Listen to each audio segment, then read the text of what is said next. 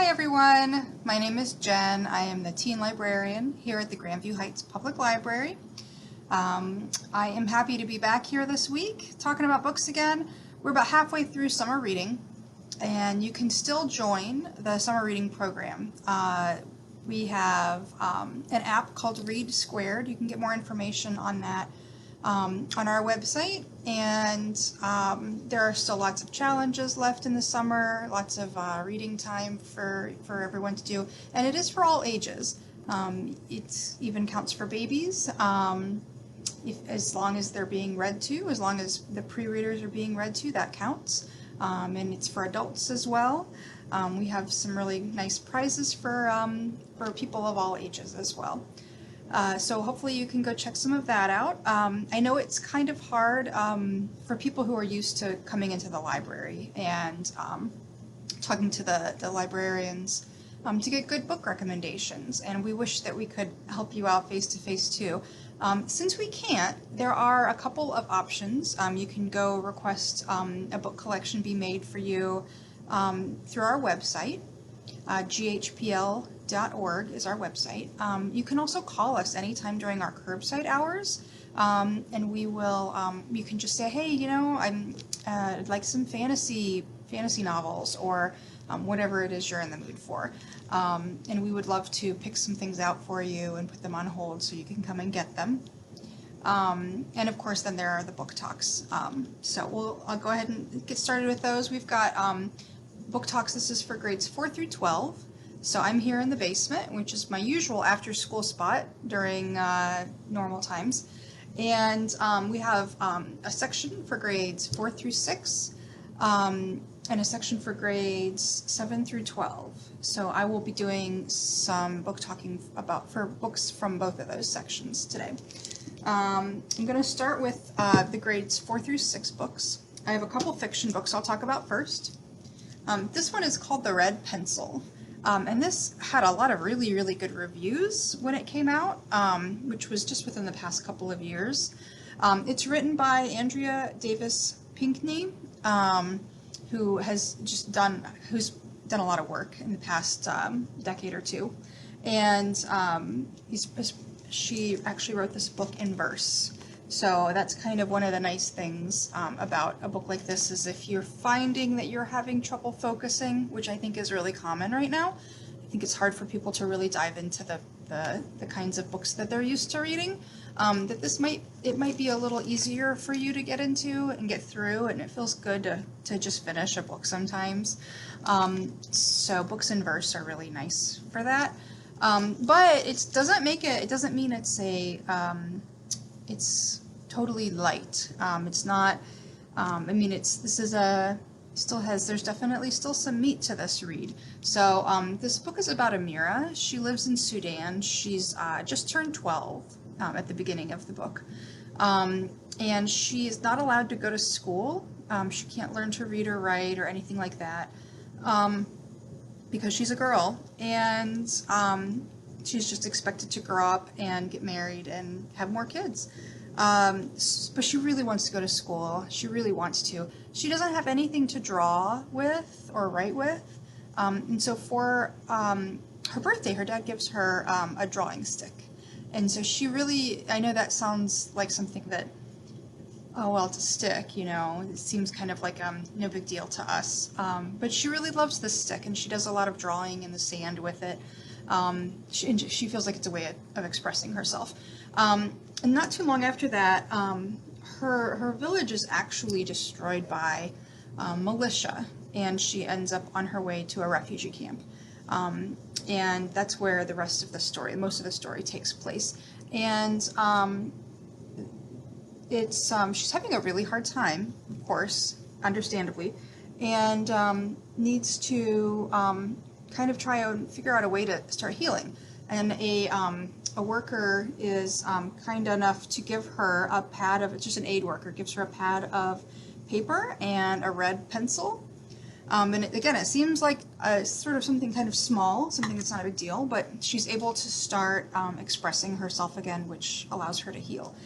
So it's, as I said, the novel's in verse, and there are also some nice illustrations. Amira's illustrations are throughout the book to sort of add to the story. So that's definitely a good one.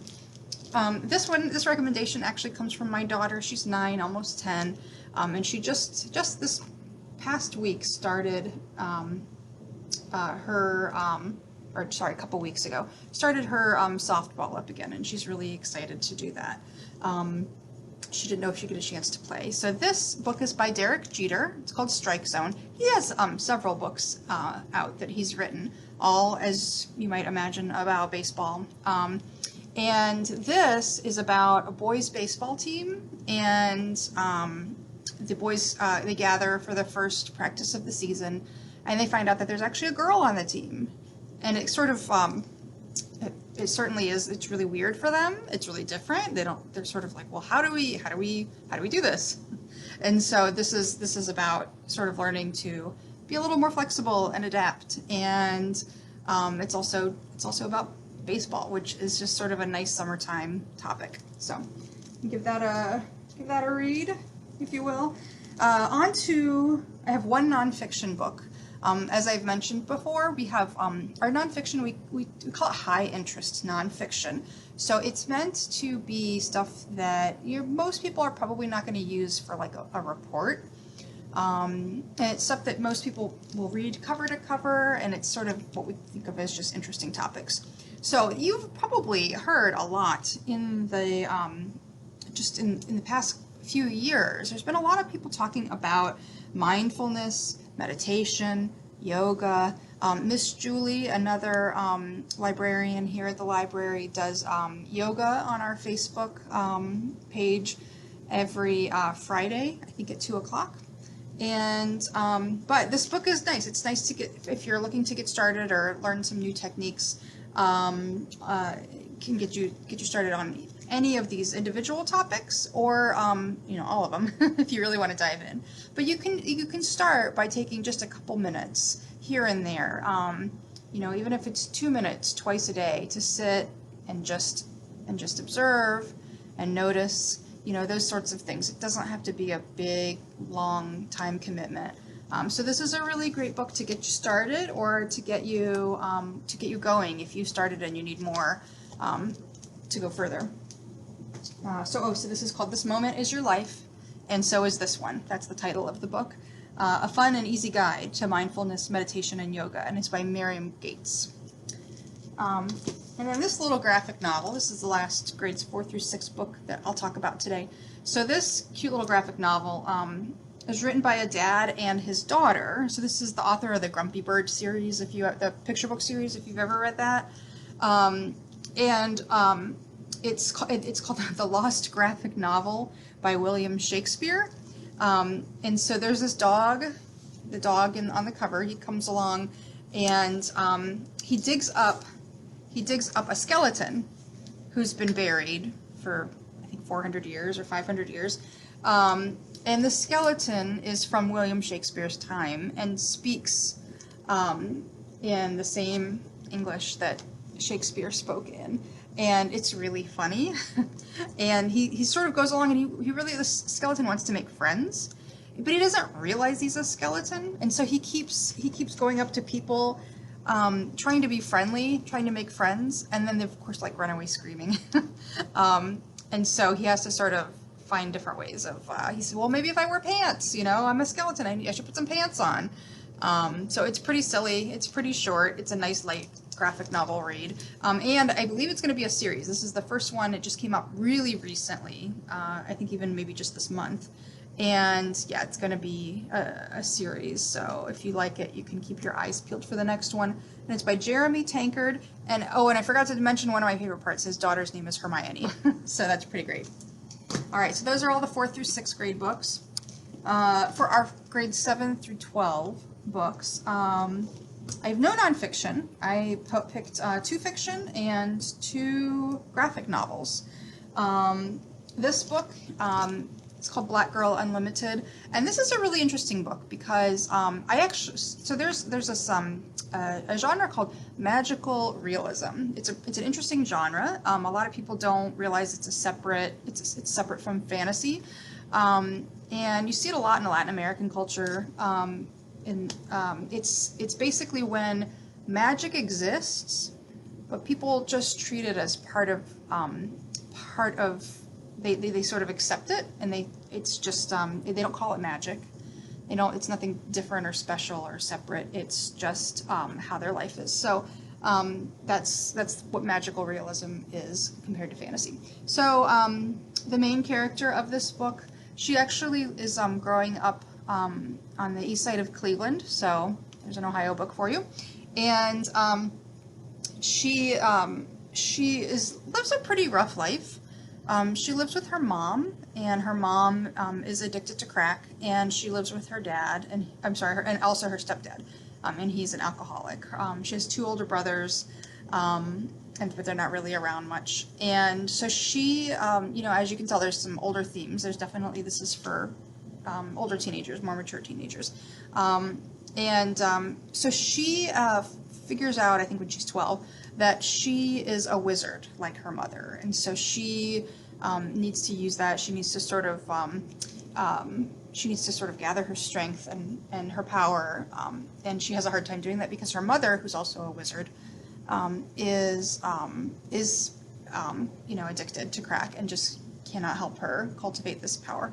So she has to find other wizards and find them and ask them for help, and this is about her journey there, and it's also just sort of about her journey just growing up in the world. It's not just about her being a wizard. So that's my first teen novel. Second one, so a lot of you are probably familiar with Miles Morales, the most recent Spider-Man, I think,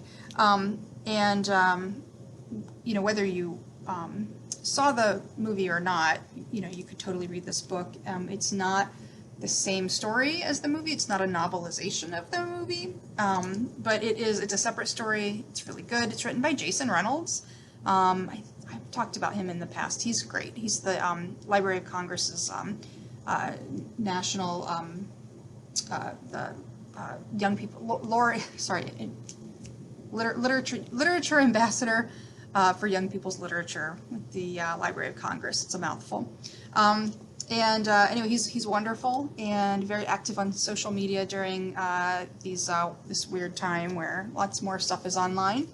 And this is a really great story if you like Marvel or Spider-Man or Miles Morales or Jason Reynolds, and most of you probably maybe are interested in one of those things. All right, the next 2 things I have are graphic novels, and this one is interesting. It came out, I think, within the last year, maybe a little longer ago than that. It's called Laura Dean Keeps Breaking Up With Me, by Rosemary Valero O'Connell. And this graphic novel, I really liked it because what I appreciated about it was that it was realistic about relationships, and it's about this the main character. She has this girlfriend, Laura Dean, and Laura Dean is just kind of a jerk. She's not a very good partner. She's just sort of is always doing things wrong, and but everyone likes her. She's popular. So Freddie, the main character, she keeps dating Laura, and her friends are saying, well, why are you doing this? She's not a good girlfriend. She's not good to you. You should break up with her. And so I appreciate that it tackles that sort of, I think a lot of times it's really easy to get caught up in a new relationship or a relationship that you're really excited about, but it might not be the best relationship for you. So that this novel, this graphic novel, is all about that, and I really appreciate it. And this one, I'm actually, this is a really old book. This is Mouse 1 and 2, so it's 2 graphic novels. This is called Complete Mouse. Mouse 1 came out in 1973, and the second Mouse 2 came out in the 80s, maybe 86. So really old, and at a time when, there weren't a whole lot of graphic novels. There was a little bit of manga, there were a lot of comic books, but these sort of graphic novels, there just weren't as many back then as there are today. And so it's written by Art Spiegelman. His dad was a Holocaust survivor, And so Art Spiegelman puts his father's story into words and pictures as a graphic novel. And it won the Pulitzer, actually. The first one won the Pulitzer. It's won other awards as well. And it's really, really good. The Nazis are actually portrayed as cats, and the Jews are portrayed as mice. And the reason I actually chose this, besides the fact that it's just a really good story, it's quite a good graphic novel duo, is that we actually just did yesterday a program with Brian Moss, who's a local fine artist and also comic book artist. He's done work for Marvel, things like that. He does a lot of programs for us. He did an intro to drawing comics program last night or yesterday afternoon for us, and he said you don't have to be really good at drawing to make good comics. He said that he pointed out that Mouse is not considered to be amazing artwork from like a critical perspective, but people really like it because they feel like they can connect with it. They feel like they can connect with the story. The words and the pictures together really speak to people, and like I said, they can make a connection. So I thought that was kind of fascinating. I had never thought about this as being, I don't know, not great art. But I guess it just shows what he was saying. You don't have to have excellent art skills to make an excellent graphic novel. So that maybe also like I said, it's a good story, but it might also be interesting to people who are interested in comic book drawing and feel like, oh, am I good enough? So you might want to read this as was recommended by Brian Moss when he did our program. So that's it for this week. I'll be back next week, 2 p.m. Thursday, Facebook, with some more books, and I look forward to talking to you then. Thank you.